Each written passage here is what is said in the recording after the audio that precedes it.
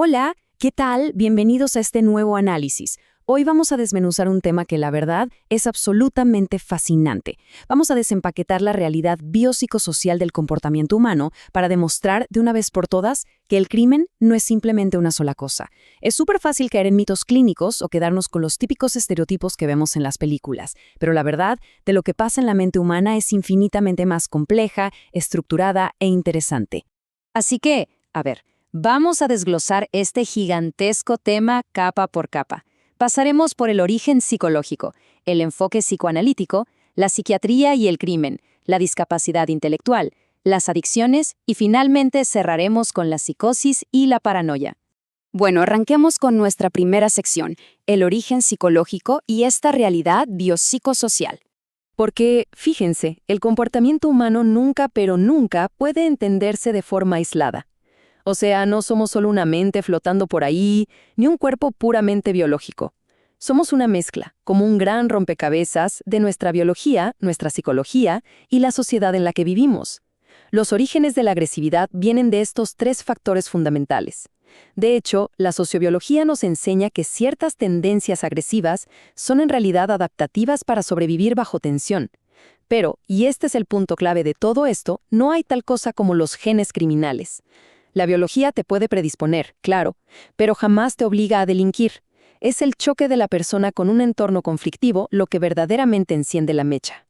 Y esto nos lleva a la segunda parte, el enfoque psicoanalítico, o lo que es lo mismo, explorar nuestro inconsciente.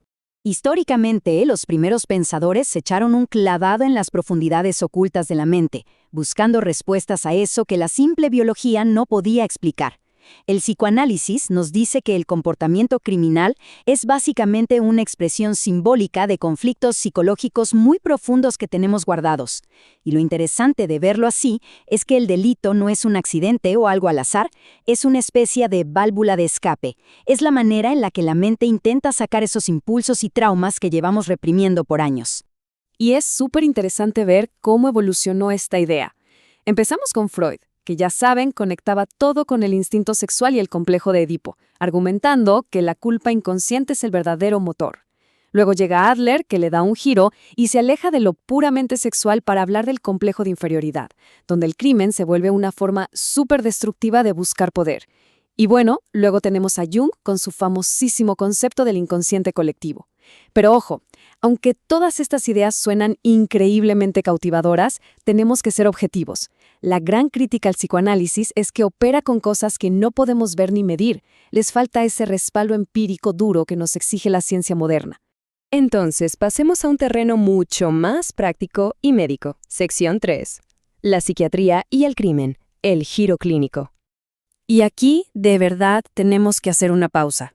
Quiero que lo piensen un segundo. ¿Todo criminal es un enfermo mental? Es indispensable hacernos esta pregunta, porque las ficciones y los estereotipos que consumimos a diario nos han vendido la idea del delincuente como alguien que está siempre al borde de la locura. Pues la respuesta rápida y contundente es falso. A lo largo de la historia, como sociedad, cometimos el gravísimo error de meter en el mismo saco cualquier desviación con la locura.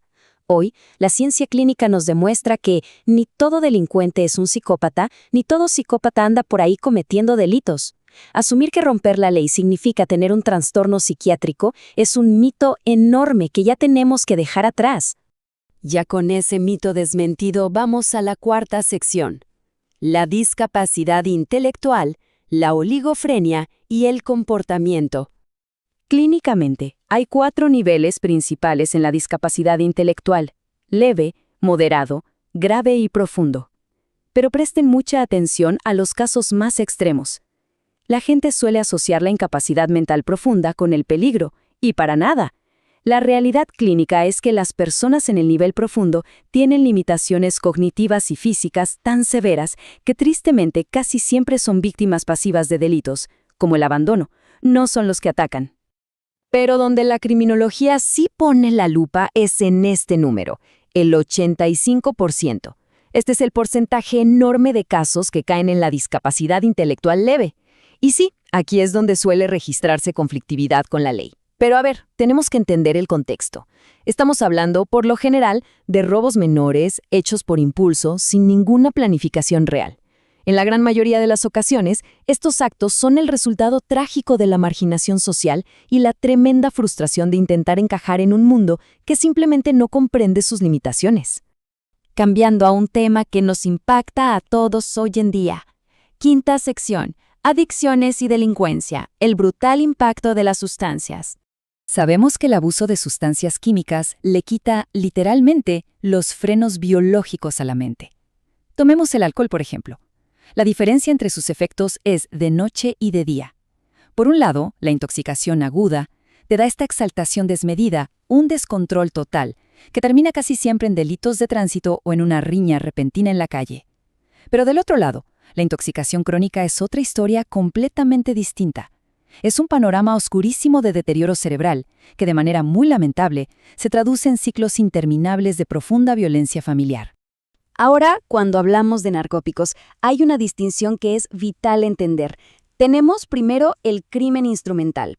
Aquí hablamos de fraudes o robos utilitarios, fríos y calculados, con un solo objetivo en mente: conseguir dinero para financiar la adicción, muchas veces cuando la persona ya no soporta la abstinencia. Y por el otro lado, tenemos el crimen inducido, que es la agresividad desatada puramente por los efectos alucinógenos o los brotes psicóticos que provoca la sustancia en ese preciso instante. Y esto me parece interesantísimo. La realidad clínica de los traficantes a pequeña escala destroza por completo el mito del narco intocable que vemos en la televisión. A pie de calle, los vendedores son abrumadoramente vulnerables. Son a menudo personas con adicciones propias, en etapas tempranas de deterioro cognitivo o individuos totalmente ahogados en conflictos emocionales. Son, básicamente, piezas desechables que resultan ser manipuladas brutalmente por un sistema mucho, mucho más grande. Y así llegamos al punto culminante de nuestro análisis, la sexta sección, psicosis y paranoia, la verdadera cara de los trastornos severos. Primero que nada, tenemos que deshacernos de todas esas leyendas urbanas sobre la esquizofrenia. Imagínense experimentar una ruptura total de su propia vida, de su identidad. Eso es lo que viven estos pacientes. Cuando lamentablemente un brote termina en un acto delictivo, suelen ser actos aislados, sin ningún sentido lógico, lo que en clínica llamamos crímenes sin historia.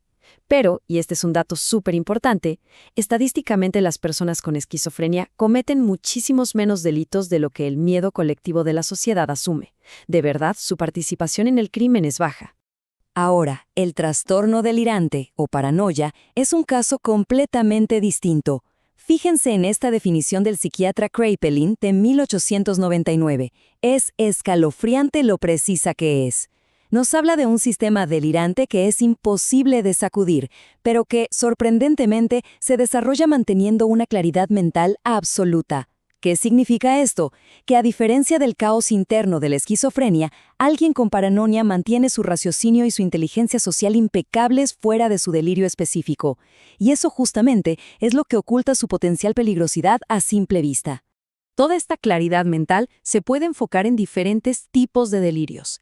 Tenemos los celotípicos, que son altísimamente agresivos, los persecutorios, que son por mucho los más frecuentes, y también están los erotomaníacos y los mesiánicos, donde la persona de verdad se asume como un salvador iluminado. Lo trágico aquí es que, atrapado en esta lógica rígida, el paciente paranoico deja de sentirse como la víctima perseguida y se convierte en un perseguidor implacable, justificando su violencia como si fuera un acto de defensa completamente legítimo. Y bueno, todo esto que hemos desempacado hoy nos obliga a cerrar con una reflexión súper provocadora. Después de recorrer desde el impacto familiar hasta las adicciones y las distorsiones de la psicosis, la próxima vez que escuchemos sobre un acto delictivo, vale la pena preguntarnos, ¿nos estamos limitando a juzgar únicamente la infracción o estamos por fin logrando comprender a la mente vulnerable y a esa enorme telaraña biopsicosocial que hay detrás? Entender todo esto, claro, no justifica los actos, pero es absolutamente indispensable si queremos construir respuestas sociales que sean genuinamente racionales y sobre todo humanas. Ha sido un análisis verdaderamente fascinante. Nos vemos en la próxima.